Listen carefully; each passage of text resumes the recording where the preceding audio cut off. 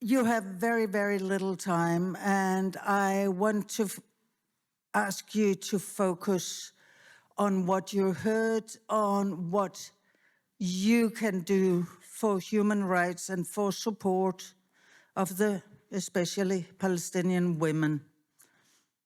So please, Trine Pertumark from the Red Green Alliance. There was no symbol to that, was there? No. Sorry for that.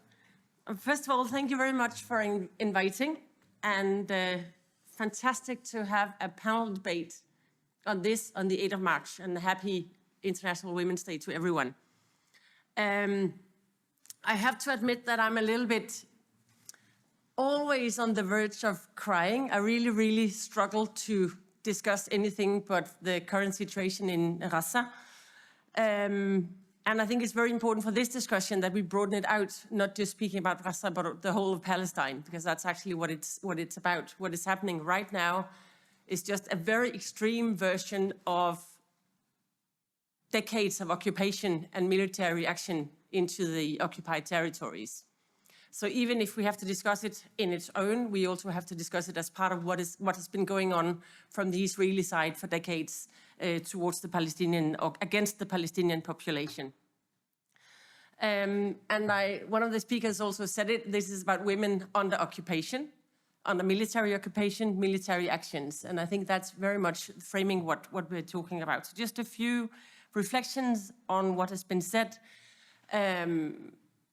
I think the whole resolution, Women, Peace and Security, is about not having Danes discussing what is going to happen, but the Danish government, Western governments, letting go of the idea that we are to define what is going to happen, but facilitating a process where people themselves decide what is going to happen, and to make sure that in that process, that these people are also the women, making up half of the population. So having women in leadership, not just in the reconstruction, but also in that political process that we have to push for after the ceasefire, is really what it's about. I've been working with Palestinian women's rights organizations and women's rights organizations in the whole region for many years.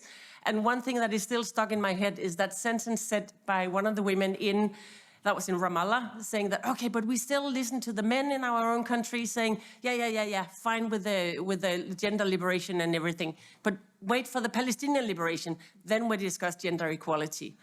And I think what this resolution is all about is really saying that we do not discuss liberation without integrating the whole perspective of women's liberation and women's empowerment and women's participation. So I think I'll just have that as a very first reflection.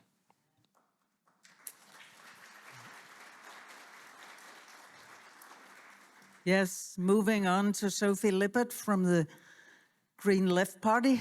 I have to adjust to the English names on you. Yeah, and the English name is weird when you're used to saying SF. There's kind of far to the Green Left, but that's our English name.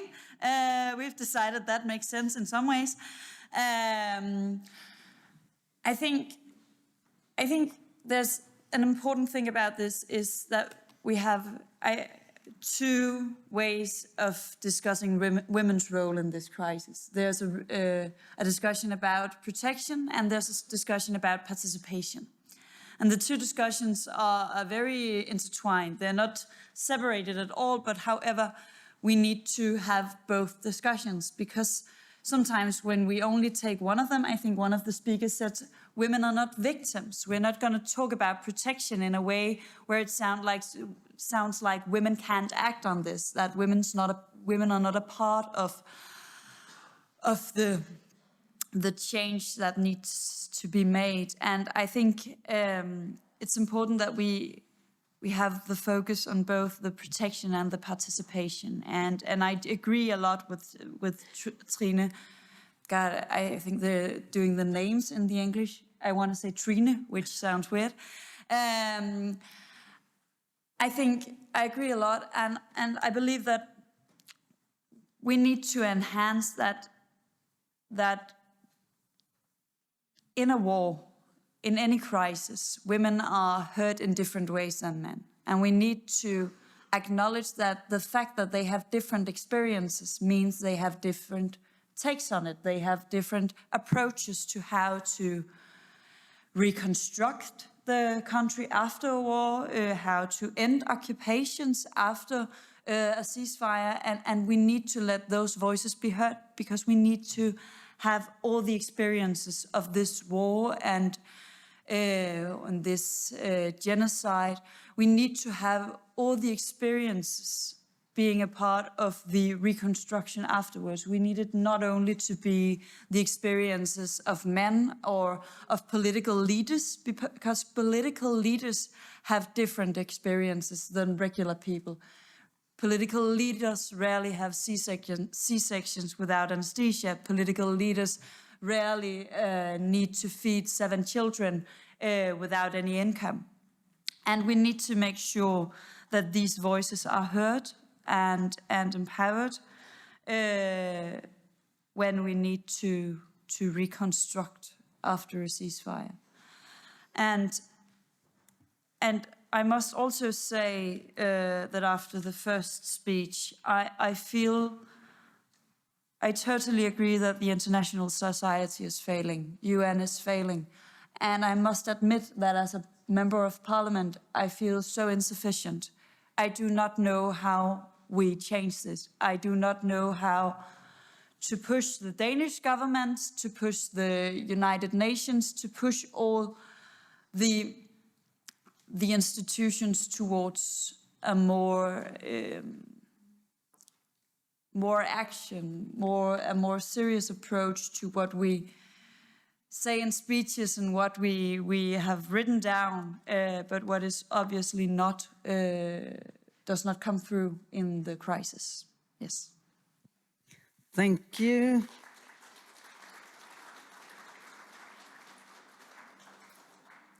And then Sigrid Friis Frederiksen from the, let's see, Danish Social Liberal Party, Radikal.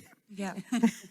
Thank you very much, and thank you for having me and for taking your time on this day to highlight this important matter. My apologies for being late. I was just off from another conference, and right there on this also International Women's Day, I saw a lot of those T-shirts saying women's rights are human rights, and I think that if there's one place on earth where we're seeing human rights violations right now, it's concerning the civilians in Gaza.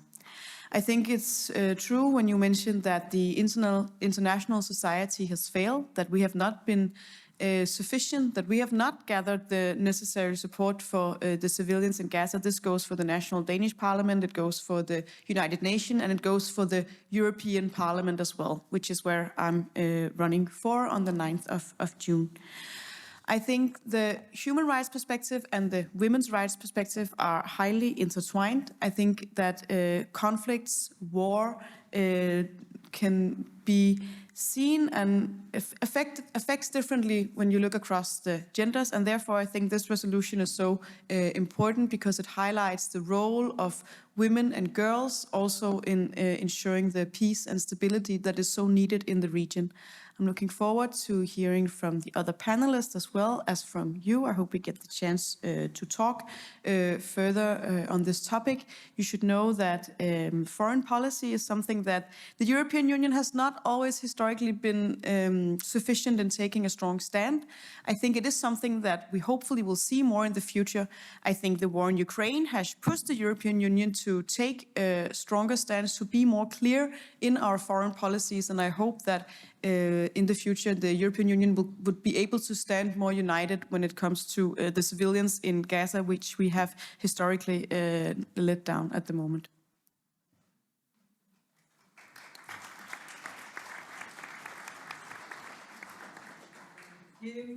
Finally, Caroline Lindgaard from the Alternative Party, another candidate, please. Yes, thank you so much for having this conference today.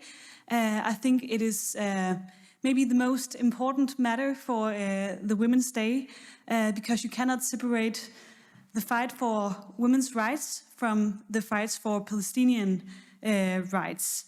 And therefore, I think it is so important that we have these talks about how war and conflicts are affecting women, because war and conflicts are not gender neutral. The women in Gaza are facing some really serious problems. I had a C-section about 2 years myself, and I'm devastated by hearing from Palestinian women who are going through this without any sedation. That is terrifying, to be honest. And I also think that to talk about the women in Gaza and in Palestine in general brings hope and empowerment for change in the region, because the women that we have heard from today are representing a really strong female activist movement towards peace and towards bringing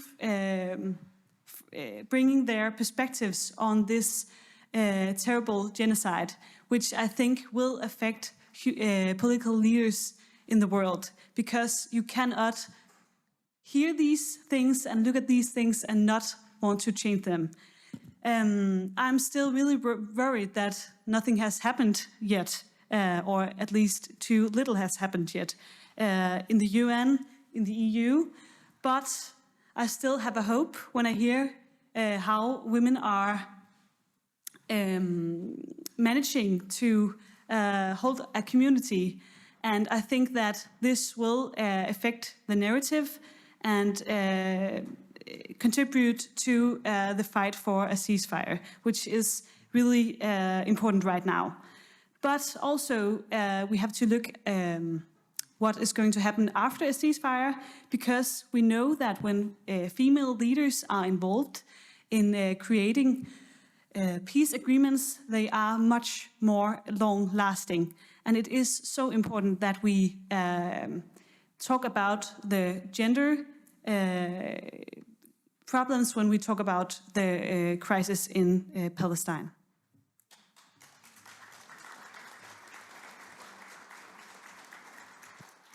Thank you so much. I was listening a bit for maybe some promises of action, maybe a takeaway. Now we are going to try to make the government go this way or that way. I didn't really hear it, did I? But okay, brief remarks. Yeah. I think making this government change their mind is That's your purpose in life, isn't difficult. it? Like, we can't even get the government, because we're talking right now about what we do after a ceasefire. We agree that ceasefire is the first step, and and we're also talking about after a ceasefire. But our government doesn't even support a ceasefire, and that makes the steps like the first step is to push this government to actually work for a ceasefire, to advocate a ceasefire, and I feel like this step is like this enormous mountain that we need to cross before we can talk about other stuff that the Danish government should push for. But of course, we need to have a plan for the next step. I just think this step is kind of difficult. I fully agree. I was thinking, pushing the government is what we've been trying since, I don't know when, but definitely since November 22, and on this matter since the 7th of October 23. And I fully agree with the fact that just pushing the government to give up on its bloody double standards and support a ceasefire, if we could manage that, everything will be possible, okay? Because then we have that space of policy and political decision makers actually discussing what matters. And right now, it's just a question of supporting the US and the Israel. I'm getting into the spirit, you see? So that's really what it is. We have a government that doesn't open its mouth, doesn't condemn what is happening in Gaza. It can hardly discuss the recognition of an independent and sovereign Palestine. So that's really what is at stake here. So we are fighting with a government that doesn't want to be in that fight. But my promise will be that we continue to do that, raise the issue of recognition of Palestine, economic sanctions against Israel, fighting to push for a ceasefire, for stop exporting weapons and military equipment to Israel. And after all that, to push for a political process, not buying them, of course, but that was just I don't have that much time. and actually acting what it takes from a country that wants to join the UN Security Council, to stand up for international law. That's what matters.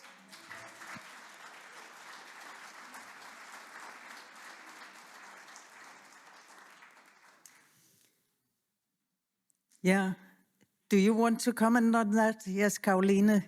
Yeah, I think that it says a lot, to be honest, that we are these four parties here today. We have to talk about the people that are not here, because they are the problem, to be honest. They're the ones not calling for a ceasefire. And we cannot promise that we can convince the government to call for a ceasefire. We will definitely try. But we also need all the political activists out there, you guys, to keep pushing the government, because they are listening to the voters, maybe sometimes even more than us. And that is why demonstrations, activism on social media, these kind of conferences are extremely important. So please keep pushing for this with these parties. Yeah. I can only agree and support that call to action that all of us joined in this room keep working for the important cause and keep pushing this political topic up on the agenda.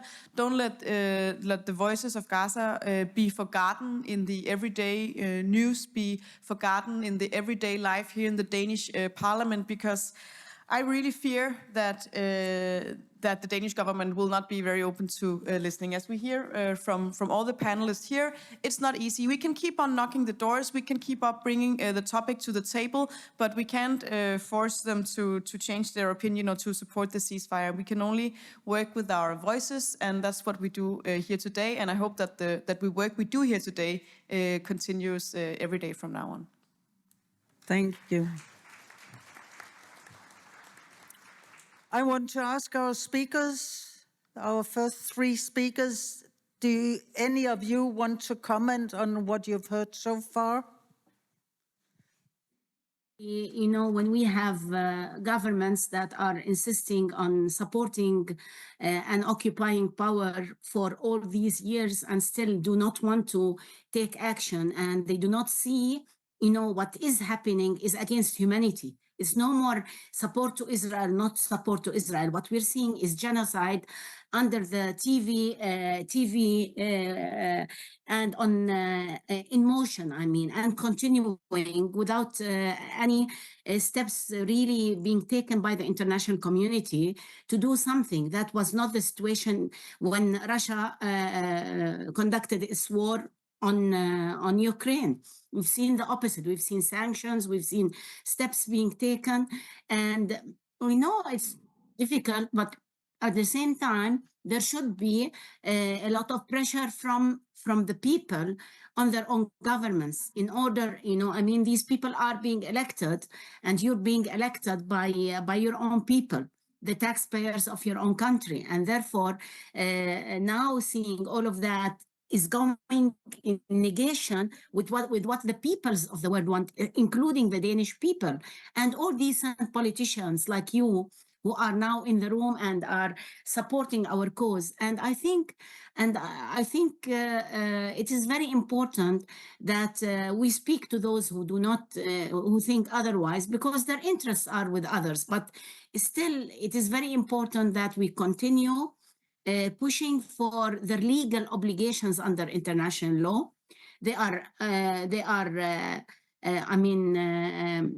signatories to the they are state parties to the 4 Geneva Conventions of, this is part of international humanitarian law. They are part of the Genocide Convention, and not taking measures when you see genocide, ethnic cleansing, and all the crimes that are being committed without taking action, that might make them accountable before international law as well. So, at least the double standard should not go that far to make politicians lose their humanity. And, I wanted to say, for example, what the United States has been doing through airdropping of food, of humanitarian aid, is not the role of the United States or any other member state of the international community, including permanent members of the Security Council. They have a much more important role to ensure that an end is, ceasefire is imposed, and you cannot impose it if there's no political will. This is maneuvering around a very important issue, which is wanting them to take their role as permanent members of the Security Council. It seems that we have to now insist on the need for reform in the Security Council, because the Security Council is not doing its job. They are trying to, the case that has been taken by South Africa before the ICJ, the International Court of Justice, and that there is substantive ground or enough ground to speak about genocide, is important to make all countries members of the Genocide Convention, to take measures to, otherwise they will be complicit with the war. So I think that is important to keep in mind and push in that direction. This is the wrongdoing on part of the countries, European countries, Denmark, all countries of the world who have signed and ratified and committed to international law and human rights and humanitarian law, including the Genocide Convention, which is really one of the severest crimes ever that could be committed.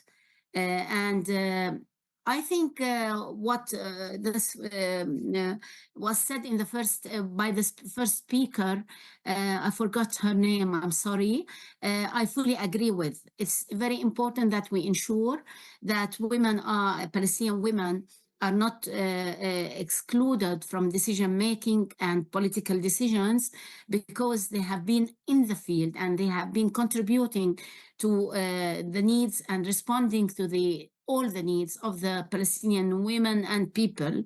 And therefore, when it comes to political decisions, they have to be in the forefront.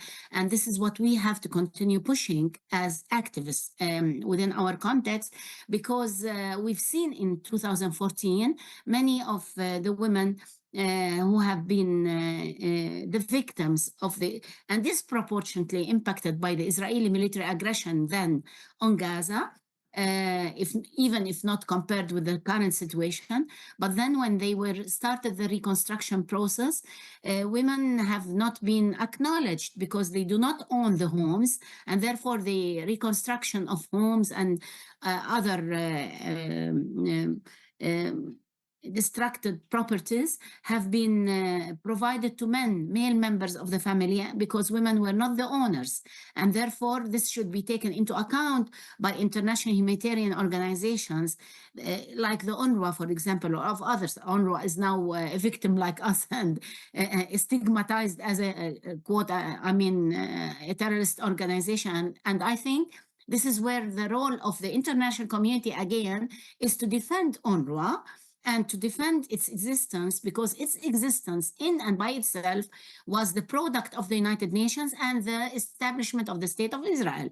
So the catastrophe, the Nakba, which took place in 1948, and the establishment of the UN refugee agency, which is the UNRWA, was only because of the establishment of the State of Israel, which was accepted by the international community as a state conditionally. It's the only state that was accepted conditionally. And there's a lot of arguments here that could be used in order to say that Israel has proven not to be a friendly state, have not respected the conditions under which it has joined the international community, has, cannot now claim, and only on the day of the provisional measures being taken by the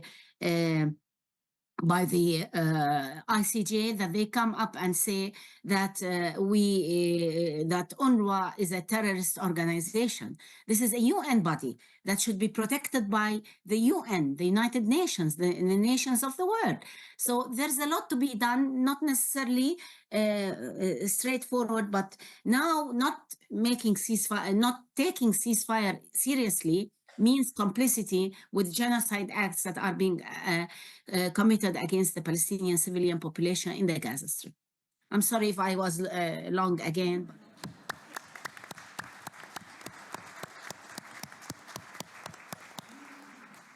Thank you, Mr. Mistry Raheb. First, I would like to thank actually all. I would like to thank all four of you for your courage and for your wisdom. I think you are much more courageous than your male from other parties. So this is one. Second, yeah, they really deserve. And second, I think what Tina, the issue you raised about we should not wait for the liberation of Palestine to have women have political participation on decision-making. I think it's a very important point that we didn't maybe emphasize enough today because we focused a bit on Gaza. But actually, looking at the four of you, I realized again the difference to our context. You know, when I was elected into the Palestinian National Council, I went for the first meeting, and I thought, I mean, first of all, I'm in an old-aged club. I was like the youngest, and I'm not that young anymore. And there were very few women. And so I'm glad that today we have really four strong young women on this panel. Thank you. Thank you. And we have a question. My name is Marta Salazar. My name is Marta Salazar, WOMI, Women Migrants in Denmark. We work with activists decolonizing language, knowledge, and practices, which is been mentioned here. I would like to ask politicians for two concrete things. Whenever we were working with peace and women around the world, in many places they asked, what can you do? Well, actually, the Commission of Status of Women will meet from the 10-11 to the 20 March, and they are, one of the themes is financing for women. The Danish position is very political correct, you know, gender and reproductive, sexual and reproductive rights, gender budgeting. But what I'm asking will be two things which are very concrete. What about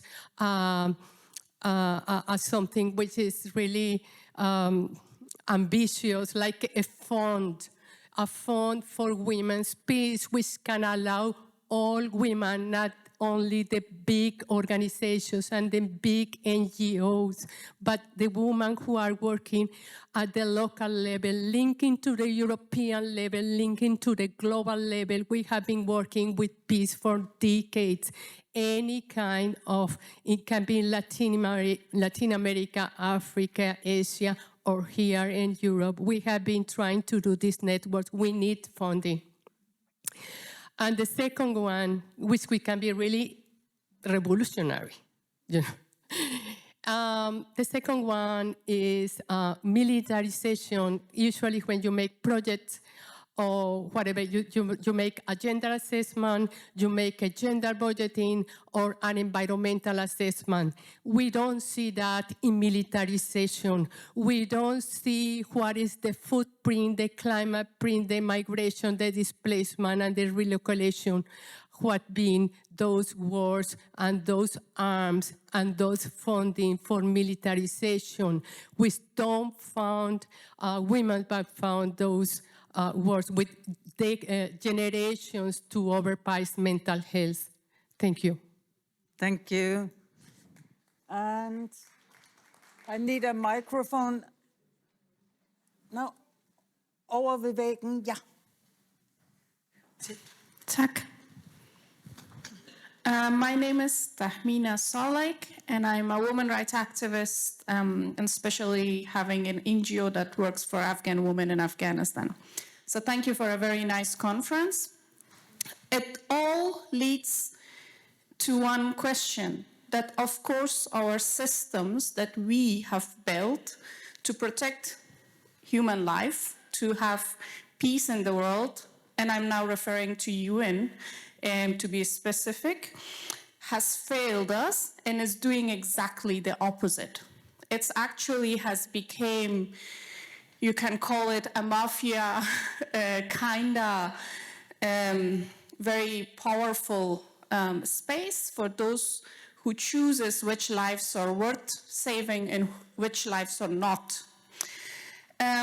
So I hope in the middle of all this craziness that we are experiencing today in the world, we should also start thinking about building new systems where equality, inclusivity, and especially the female voices should be equally represented. And we can do it. We have done it before. We should just, I strongly believe if you have the will, you will find the way. So I'm hoping that when we are a little bit on the other side, or perhaps now, actually try to relook at the systems that we have built themselves. UN came to life after World War with the purpose of, keeping peace in the world, and they're not doing that. So we can't wait for our governments, yes, I will just keep it very short now, and others to and say, well, they're not doing anything, so there's nothing that can be done. Thank you. Thank you. I'll just ask Rachda to join us and then give the panel a chance to answer to all this. Yes, thank you. And finally, we can see you.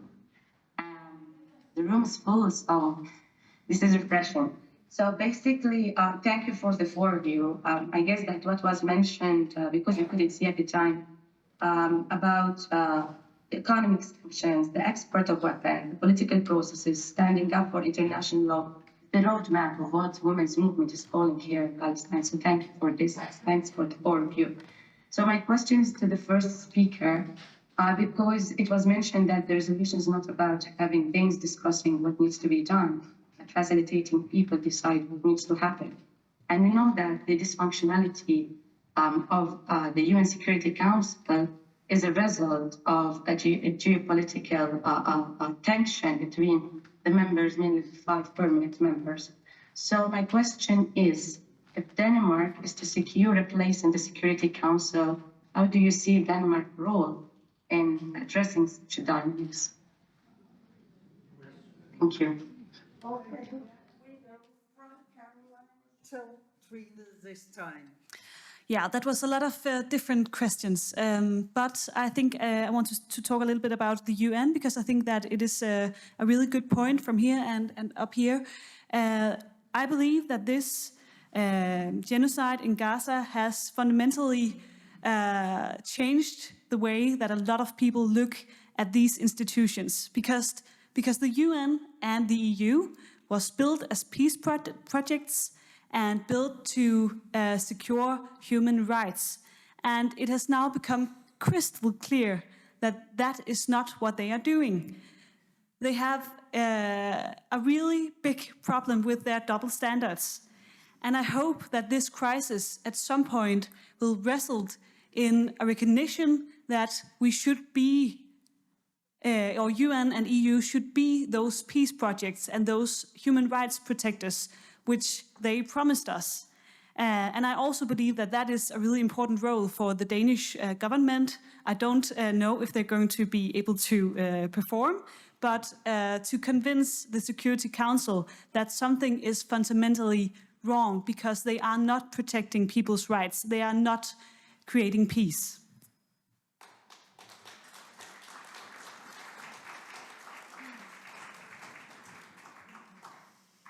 Thank you, and I'll try to sum up on some of the important perspectives that you have highlighted. First of all, I really agree that this crisis has highlighted some of the double standard that are has some sort of become everyday politics in this world. It's clearly stated in the UN Declaration of Human Rights that everyone is born free and equal in freedom and in dignity. And I think from now it should be clear for everyone to see that there is no freedom for the civilians of Palestine at the moment, and there is no dignity in the way civilians are losing their lives at the moment as we speak. So the double standard that we face in Denmark, in Europe, and in the world when discussing this matter should be clear to everyone. I also really want to agree with what you said, Margaret, in terms of the funding for women's peace. I think it is a big political problem that it somehow seems easier to find the funding when it's for military or for meeting our NATO obligation of the 2% spending of our GDP to military expenses. On the other hand, we have a hard time living up to our own ambitions on the funds going to channeling to peace, security, stability, education in the world. Barely 0.7% of our GDP are spent for these kinds of funding. And I think it's highly problematic that we are somehow more eager to spend the money on war than on creating the peace. If I want to brighten up a little bit, I would like to think of someone who meant a lot to me, inspired me a lot, former Danish politician named Lone Dybkjær from my party. I hope some of you in the room will remember her and the work that she's done. She was a Danish politician, she was a European politician, she was someone who would always stand up for the rights of women. And even though there's not a lot of public funding for the women's peace, then there is a foundation in her name, the Lone Dybkjær Foundation, working specifically with ensuring peace, stability and education for women and girls in conflict zones all over the world. And I think today is a nice day to remember her and the work that she's been doing.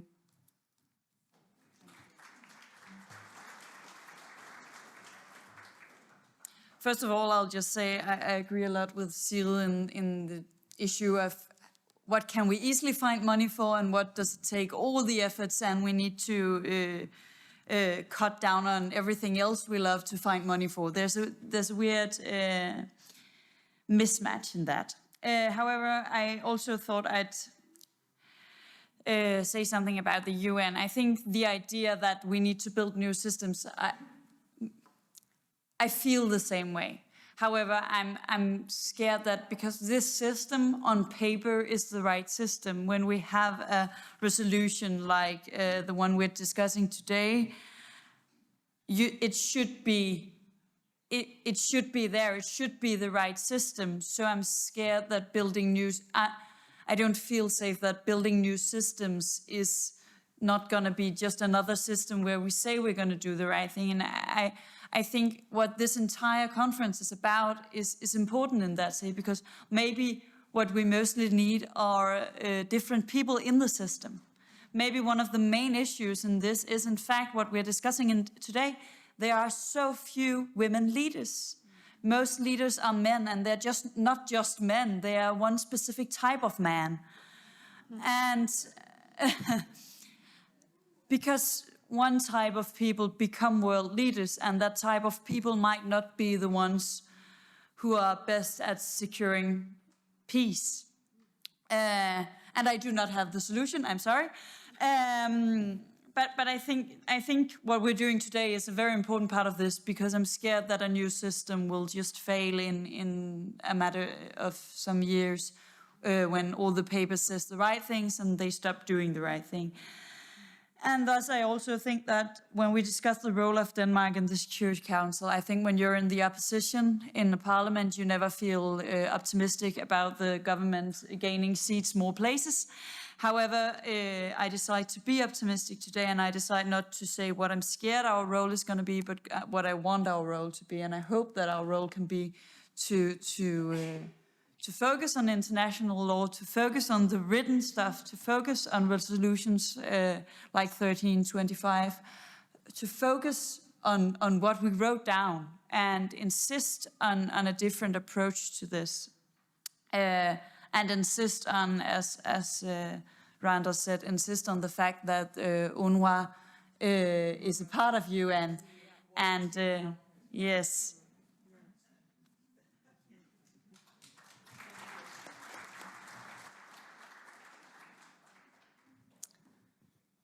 Yeah, so actually it's 8th of March. So in the name of Sister Solidarity, I'm not going to tease you on that about spending money on military and the 2%. But I agree with the fact that it's far easier for politicians in power to find money for that. I think what we really need is to think of building peace and doing everything before the military is necessary. And that is not funded. That's development aid. That's building equality. That's building economic prosperity for all. That's fighting the climate crisis. And that's actually also investing in conflict prevention and building peace and supporting peacemakers across the world. So I think that is really what is needed. And I wish that the collective up here, that we will continue pushing for that in collaboration, but also that sometime after next election that the power will be shifting a little bit. So maybe we can start focusing on that. So that was one thing. The second is about the UN. I'm not sure that I agree that the UN is failing.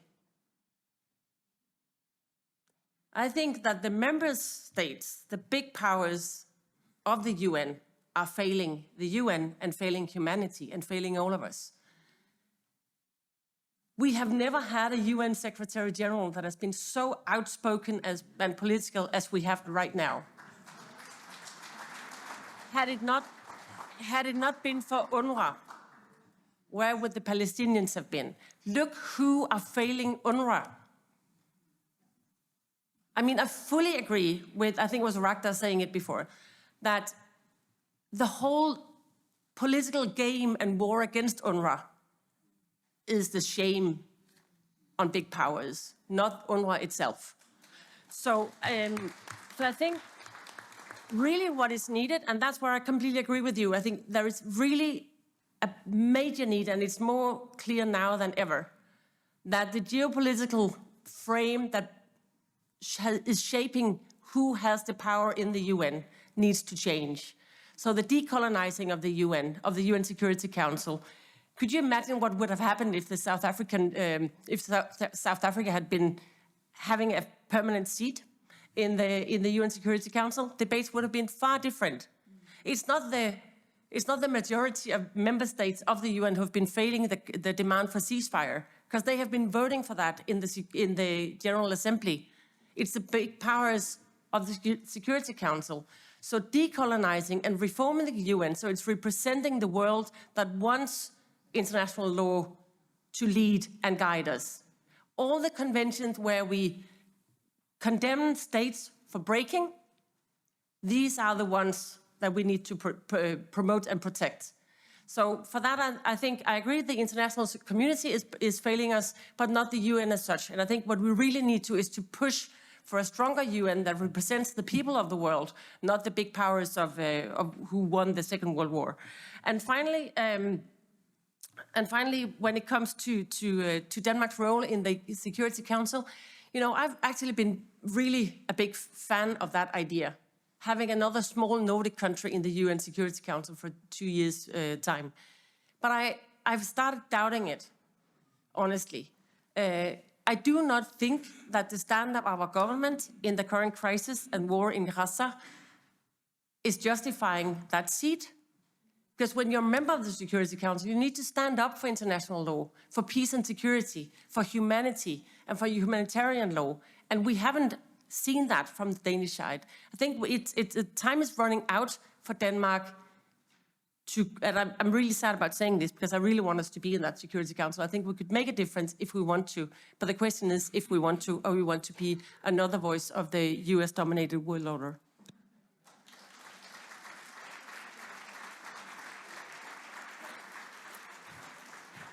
Thank you. Yes, I've got 4 on the list. The rest of you will have to wait till next time. I've got 1 here. I've got you. I've got 1 over here. It wasn't you, I'm sorry. There was 1 here. I don't remember. And then you. Okay, give it to that. Good. Yes. Okay, thank you very much. I really agreed with the last words about decolonizing, the need to decolonize UN. And I think, I mean, I'm a bit more optimistic than you have been here, because I'm a scholar, activist, political scientist, and feminist, and I can see some changes during this Gaza war. And I see changes both in the Danish government, and you must know the Danish government consists of 3 different parties. So, I mean, there are nuances, and we all know that. And I also even see nuances in the US, and this is because of Biden needs a re-election. So I think this time is ripe for somebody called also dialogue. So I'm asking, I think we can, in the Danish, we need to push the government. And as I listen to the geopolitical situation, they are taking 1 step. You know, they are not sounding the same as some months ago. So there is this opportunity at the moment, I think. And so I'm asking the organizers first, did you invite anybody from the 3 parties? Did they say no who are now in government? Okay, they did. And also, that was the first. The second is, did you invite on the correspondent in the panel, was there anyone? And are you in dialogue with these women? There must be women from the 3 parties that you can be in dialogue with, or have we given up on dialogue? I think we need Denmark to move, and we need us to push for Denmark's political changes in this issue. Thank you. Thank you. Over here.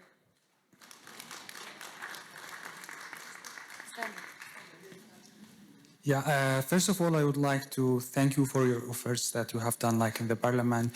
And I have something that I would like to highlight, which is like, when we talk about the Danish government, we are not talking about doing something to stop the genocide in Gaza. It's not even that. We are talking about complying with the international law, with the Security Council 1325, with the Armed Trade Treaty, and with the Genocide Convention, which is actually means that the Danish government right now is breaking and violating these laws to keep a genocide going and to keep the struggle of Palestinian women going. So what the actions that you are taking or will take or planning to take to hold the government accountable and to stop these violations to the international laws? Thank you.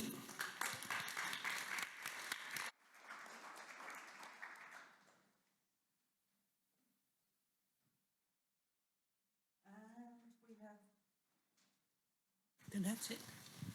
Thank you so much for a very inspiring and I think heartfelt as well exchange. While I really agree with the colleagues in the room that said the global systems need to be decolonized, revived, and even equalized, I think more than the systems, I think the global leaders have failed the systems. And we have heard this today, and I think the question that keeps coming back for me is, so how do we keep them accountable? I mean, how do we make them adhere to international law? I mean, how are we to live in Denmark with this sort of government that tell us that the rights of innocent Palestinian women, children, men are not as valuable as ours? I think it's disturbing I think a lot of you mentioned this, it's disturbing at a deep, heartfelt level. And I wonder what your answers would be to how do we keep the Danish government accountable on this and return to the values that they tell us that bind together even our society, but also the global society. And then my last point is, if the Palestinians right now, men and women and children, are being as brave with their cause as they are, I think us in our comfortable lives, we need to find that bravery and expect that sort of bravery from global leaders, including the Danish leaders. Thank you. Yeah, thank you very much. And my name is Margrethe Augen, and I've been in this business, well, the first time 72, so okay. But I think we are here preaching to the convinced it's not so difficult. But we need to find very concrete ways to act on. And this is not, so much female connected, but I have 4 members of parliament sitting there. And I was myself a member of the Danish parliament for 23 years. And we have means. For you, it's more difficult to chase a minister than it is for you. And you could put a hell of a lot of questions to these ministers. And I've been also in the presidium in the Danish parliament. They must answer. You can force them to answer. You can even kick them out of the room. Just to say you're not so as a powerless in this situation. And I think you should be very concrete in questions what could be done. And I just mentioned a few, and I should not make this here. Don't get me started. But saying, for instance, put a question on settlement products. It is illegal in all our member states to have trade with stolen products from stolen lands. You could sue the government, or you could find some good lawyers who could do this. Other governments too. It's illegal in all. We don't need to pass any laws in the EU and anywhere else. We can sue them as it is now, and you could do it together and see if we do this here. We could also follow the US good example on putting sanctions on violent settlers. And really, ask them, why didn't you?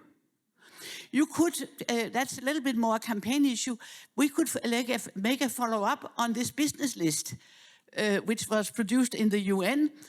That would be a little bit more of naming and shaming, but can be quite efficient if they get their names. We saw it with D4S. We managed to kick them out of the European Parliament. We did it. Then I just want also to say, and that's also to you, Mitri. And no, he's not there. Okay. I'm just saying, I was there last February. I'm the vice chair in the delegation to Palestine in the European Parliament. And there, I put a question against them, why don't you organize? Because you have so many excellent women, young people, and so on, and they are not. They had 27 parties running for the last elections, which Mahmoud Abbas cancelled because he didn't want to be kicked out of his bubble. And, well, that's my explanation, but I think it's true. But then I was told that if they try to organize, then they are immediately accused of terrorism, of terrorists. And there we could, and you could, again, members of parliament, could really tell them that we are putting questions again, as we did when the 6 organizations we were accused of terrorism, if you remember just a year ago, put it, these questions, say, giving good background for those who take a kind of a leadership in organizing these people here, because they get so frustrated that they don't have anything than being, victimized. It's very, very bad. Just to tell you, if you don't know, it's not only in Gaza, it's going terrible in the West Bank, and now also in East Jerusalem, worse than before. Silvan is now under heavy attack. So we need a big mobilization, and of course keep up hope. But I think we should be very concrete, and we have several concrete measures. And you have good possibilities, I know, because I've been there. Thank you. So, with that bouquet of possibilities, you have exactly 1 minute each, starting with Trine. Okay, so on Margrethes point about our privilege and power being members of parliament, I agree. And if you go through the list of questions to the government on Palestine over the last 6 months, you'll see my name on most of them. And there's been a lot. And we do it together. We have discussed the settler products and imposing a ban on the import together. There was a vote, the government voted against it. We have joint proposals in parliament on recognition of Palestine within the next 2 months. So we are actually also working together on all of this. I fully agree that we have a lot of parliamentary tools. The fact is still that we have a government that has its own majority. So we also need everybody else, because we can only push as hard as you push us, okay? So it's a joint movement, this one. So that was one thing. Second, about being positive and hopeful, I fully agree. You're right. It's easy to become a little bit cynical around the lack of possibilities and the lack of hope. And I think it's crucial on a day like this to actually think that we can change things despite the darkness. And I know I was bringing the lack of hope into the discussions, and I'm sorry for that. I think the accountability on national and international level that you asked about, how can we keep our governments accountable? I think there is a thing that is very different now from any other global issue that has been, because people are in far larger numbers sick and tired of the way their countries are being ruled and the way the rulers are using their power. What is happening in the US right now is extremely worrying and interesting. Not just because of Trump seeming to win. I have seen you, but I haven't seen you. But Biden is being pushed by his own voters because he's not standing up for a ceasefire. And that may be why people don't want to vote for him. So there is something right now that is very, very different. And that's why building solidarity movements nationally and internationally is key to this. And then we all speak with our own voices, but it's key to keep pushing and mobilizing despite the darkness and lack of light, because it will be there at some point. Thank you. Thank you. That leaves 45 seconds to each of you. I think, first of all, the question about holding government accountable, which was actually 2 questions. I think I agree with what Trine said, and I think an important part is to make this a part of the elections coming up in every country. Like, make this a topic, because people vote considering what we're talking about right now. So if we talk about taxes, they're going to vote on what they want, think about taxes. But if we manage to talk about this and how poorly the government treated this issue during the crisis when an election is coming up, people are going to vote about it with that in mind. And I think that's an important part, an important way to hold government accountable. And then some people can sue the government. And that is an idea one can go with if one wants to. And but I think the first point about nuances in the government and the fact that there are 3 parties is also important. They are very different and they think very different things about this, and they have issues too, agreeing. And we need to all be a part of making them disagree even more with each other, because it will crack at some point, and we will see that some of them are actually on the right side of this, and some of them are definitely not.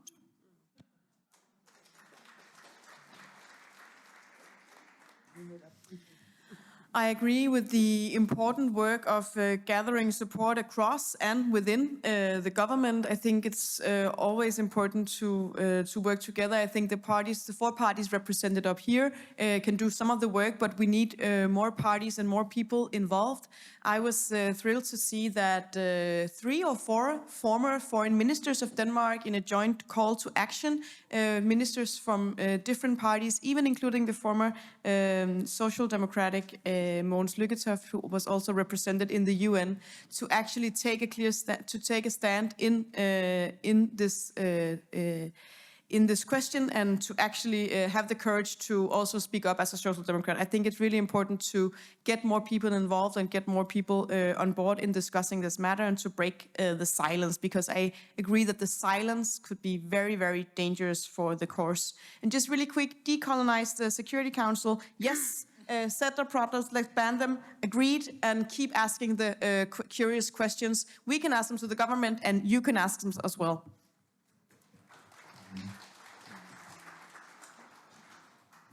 Yes, I agree a lot of the things that already has been said, and also think that you have some great points, Margrethe.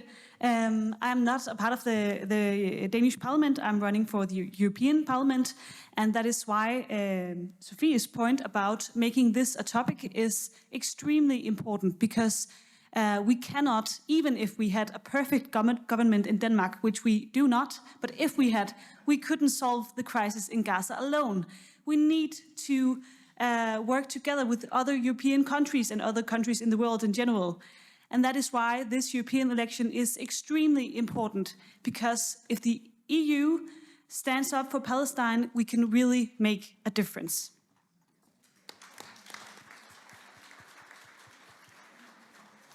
Thank you. Then I just want to ask you to give an enormous hand to our first speakers and the panel.